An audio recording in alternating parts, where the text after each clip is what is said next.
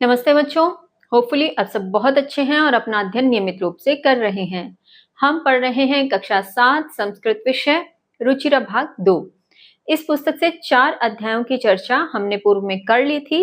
जिन बच्चों ने वो वीडियोस नहीं देखी हैं और पूर्व के अध्याय पढ़ना चाहते हैं तो डिस्क्रिप्शन बॉक्स में लिंक दिया जा रहा है, आप उस प्लेलिस्ट के लिंक से किसी भी वीडियो को देख सकते हैं। चलिए आज शुरू करते हैं हम पंचम अध्याय। पंचम अध्याय आपका है सदाचार। सदाचार जो कि 2 शब्दों से मिलकर बना है, सद और आचार। सद और आचार। सद को हम सत भी कह सकते हैं जो होता है अच्छा। सद अर्थात अच्छा और आचार का अर्थात व्यवहार, अच्छा व्यवहार, अच्छा आचरण। ठीक है, चलिए शुरू करें।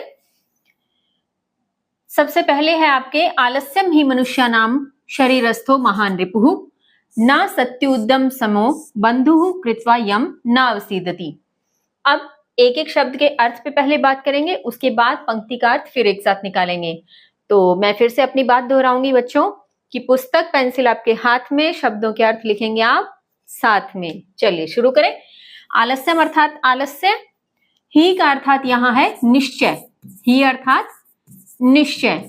मनुष्य नाम मनुष्यों के, शरीरस्थो शरीर का, शरीर का, महान मैंने महान, रिपुः मैंने शत्रु, रिपुः अर्थात शत्रु। आलस्य ही मनुष्यों के शरीर का महान शत्रु है। आलस्य ही मनुष्यों के शरीर का महान शत्रु है। न मैंने नहीं। उद्यम अर्थात परिश्रम, उद्यम अर्थात परिश्रम। समो अर्थात समान, समो अर्थात समान। बंधु अर्थात भाई या अपना या बंधु का बंधु भी आप हिंदी में लिख सकते हो, बंधु। कृत्वा करके, कृत्वा अर्थात करके। यम मैंने जो, न मैंने नहीं। अवसीदति, अवसीदति अर्थात दुखी होता है, अवसीदति अर्थात दुखी होता है। अब देखिए पूरी पंक्ति क्या कह रही है। ये कह रही है कि परिश्रम समान बंधु नहीं है कोई, अर्थात कोई भी ऐसा बंधु नहीं जो परिश्रम के समान हो, जिसे करके या जो करके दुख नहीं होता है या दुखी नहीं होता है। ये कह रहे हैं कि आलस्य तो मनुष्य के शरीर का महान रिपु है, लेकिन परिश्रम एक ऐसा बंधु है, परिश्रम समान बंधु कोई नहीं है जिसे करके कोई दुखी नहीं होता है। भावार्थ कि यदि हम परिश्रम करेंगे तो उसका फल हमेशा उचित ही मिलेगा, हमेशा अच्छा ही मिलेगा। परिश्रम करने वाला कभी भी दुखी नहीं होता, कभी अवसाद में नहीं जाता। आगे देखते हैं। श्वः कार्यमद्य कुर्वीत पूर्वाह्ने चापराह्ने कम नहीं प्रतीक्षते मृत्युः कृतमस्य न वा कृतम।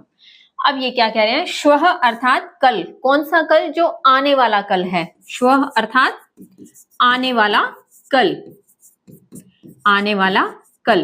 कार्यम अद्य, कार्यम का तो कार्य और अद्य अर्थात आज, अद्य अर्थात आज। कुर्वीत अर्थात करना चाहिए, कर लेना चाहिए या करना चाहिए, करना चाहिए। पूर्वाह्ने दोपहर से पूर्व, पूर्व आहने अर्थात दोपहर से पूर्व, दोपहर से पूर्व। च अपराह्निकम, ये है कि दोपहर के बाद का, अपरा अर्थात बाद का, अह्निकम अर्थात दोपहर के, दोपहर के बाद का, दोपहर के बाद का। यहां च आया था, च का अर्थ और, च का अर्थ और।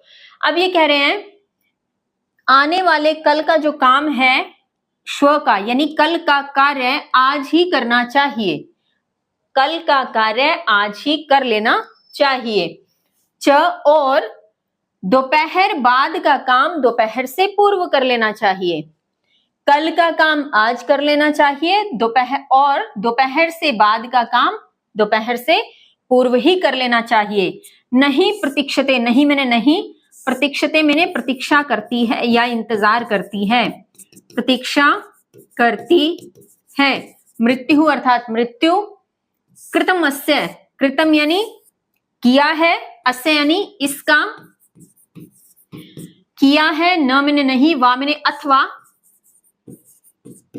अथवा कृतम फिर से किया है। अब ये क्या अर्थ निकल रहा है देखिए, नहीं प्रतीक्षते मृत्यु, मृत्यु कभी प्रतीक्षा नहीं करती, मृत्यु प्रतीक्षा नहीं करती। किस चीज की प्रतीक्षा नहीं करती? कि इसका किया हुआ है, यानी कार्य जो इसने करने थे, इसका कार्य किया हुआ है अथवा नहीं किया हुआ। ये क्या कह रहे हैं फिर से देखिए, कल का कार्य आज कर लेना चाहिए और दोपहर बाद का कार्य दोपहर से पूर्व ही कर लेना चाहिए। मृत्यु प्रतीक्षा नहीं करती कि इसका कार्य किया है अथवा नहीं किया है। ठीक है, आगे चलते हैं। सत्यम ब्रूयात, प्रियम ब्रूयात, न ब्रूयात सत्यम प्रियम, प्रियम च नानृतम ब्रूयात, एषः धर्मः सनातनः। अब ये क्या कह रहे हैं देखिए, सत्यम मैंने सत्य, ब्रूयात मैंने कहना चाहिए या बोलना चाहिए, बोलना चाहिए या कहना चाहिए भी लिख सकते हो आप। प्रियम मैंने प्रिय, ब्रूयात मैंने कहना चाहिए, न मैंने नहीं, ब्रूयात मैंने कहना चाहिए। सत्यम मैंने सत्य, अप्रिय, यहां सत्यम अलग निकाल देंगे तो म से क्या निकल जाएगा, अ निकलेगा तो अप्रिय बन जाएगा पीछे, अप्रिय, अप्रिय यानी जो अच्छा ना लगे, जो प्रिय न हो। अब देखिए ये क्या कह रहे हैं, ये कह रहे हैं सत्यम ब्रूयात, सत्य बोलना चाहिए, प्रियम ब्रूयात, प्रिय बोलना चाहिए, न ब्रूयात सत्यम अप्रिय, ऐसा सत्य जो अप्रिय लगे, ऐसा सत्य जो अप्रिय लगे, न ब्रूयात नहीं बोलना चाहिए। फिर है प्रियम मैंने प्रिय, च मैंने और, न मैंने नहीं, और यहां से आप निकालेंगे अनृतम, अनृतम, अनृतम का अर्थात झूठ। ब्रूयात कहना चाहिए या बोलना चाहिए, एषः यह है, धर्मः धर्म, सनातनः सनातन या शाश्वत जो चल रहा है या पुराने समय से जो भी चला आ रहा है, जो निरंतर है, शाश्वत भी कह सकते हो और इसको सनातन का सनातन भी कहोगे तो भी गलत नहीं होगा। चलिए देखते हैं ये क्या कह रहे हैं। ये कह रहे हैं प्रियम च न अनृतम ब्रूयात, अनृतम यानी झूठ, प्रिय नहीं, ऐसा झूठ जो प्रिय हो नहीं बोलना चाहिए, यानी ऐसा प्रिय भी नहीं बोलना चाहिए जो झूठ हो, ये भी कह सकते हो, और ये भी कह सकते हो कि झूठ जो प्रिय हो नहीं बोलना चाहिए। एषः धर्म सनातनः, यही सनातन धर्म है, यही शाश्वत चला आ रहा धर्म है, यही प्राचीन समय से चला आ रहा धर्म है। फिर से देखिए क्या कह रहे हैं, सत्य बोलना चाहिए, प्रिय बोलना चाहिए, और जो सत्य अप्रिय हो वह नहीं बोलना चाहिए, और जो झूठ प्रिय हो वो भी नहीं बोलना चाहिए। यही सनातन धर्म है, यही प्राचीन से चला आ रहा धर्म है। उसके पश्चात है सर्वदा व्यवहारे स्यात् औदार्यम सत्यता तथा ऋजुता मृदुता चापि कौटिल्यम न कदाचन। सर्वदा हमेशा, व्यवहारे व्यवहार में, स्यात् होनी चाहिए, होनी चाहिए, औदार्यम उदारता, औदार्यम अर्थात उदारता, सत्यता यानी सत्यता, तथा तथा ऋजुता सरलता, ऋजुता यानी सरलता, मृदुता कोमलता, मृदुता का अर्थ कोमलता, च मैंने और, आपी मैंने भी, कौटिल्यम कुटिलता, कौटिल्यम अर्थात कुटिलता यानी कड़वापन कह सकते हो, न मैंने नहीं, कदाचन मैंने कभी भी। अब देखिए ये क्या कह रहे हैं, ये कह रहे हैं हमेशा व्यवहार में, सर्वदा यानी हमेशा, हमेशा व्यवहार में उदारता, सत्यता तथा सरलता और कोमलता, च और कोमलता भी। फिर से देखें, हमेशा व्यवहार में उदारता, सत्यता तथा सरलता और कोमलता भी होनी चाहिए।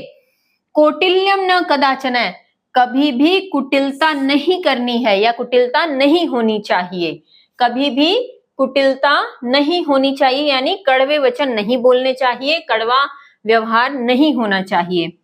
फिर आगे ये कह रहे हैं श्रेष्ठम जन्म गुरुम चापी मातरम पितरम तथा मनसा कर्मणा वाचा सेवेत सततम सदा। श्रेष्ठम श्रेष्ठ, जन मैंने लोग, श्रेष्ठ जन यानी श्रेष्ठ व्यक्ति या श्रेष्ठ जन या श्रेष्ठ लोग, गुरु अर्थात गुरु, च मैंने और, अपि मैंने भी, मातरम यानी माता, पितरम यानी पिता, तथा का अर्थात तथा, मनसा यानी मन से, मनसा यानी मन से, कर्मणा अर्थात कर्म से, कर्मणा अर्थात कर्म से, वाचा अर्थात वाणी से, वाचा अर्थात वाणी से, सेवेत सेवा करनी चाहिए, सेवेत अर्थात सेवा करनी चाहिए, सततम निरंतर, सदा हमेशा, सततम अर्थात निरंतर, सदा अर्थात हमेशा या सदा।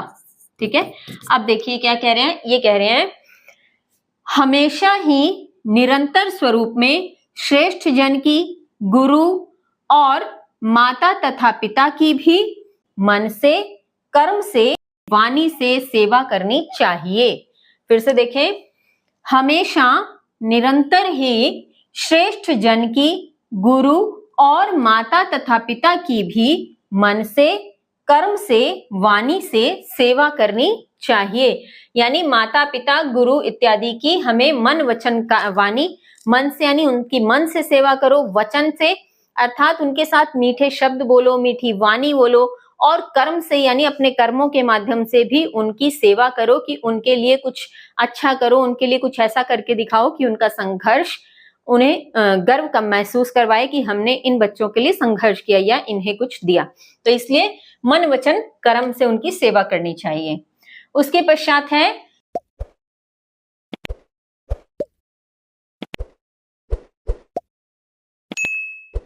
मित्रेण कलहम कृत्वा न कदापि सुखी जनः इति ज्ञात्वा प्रयासेन तदेव परिवर्जयेत्।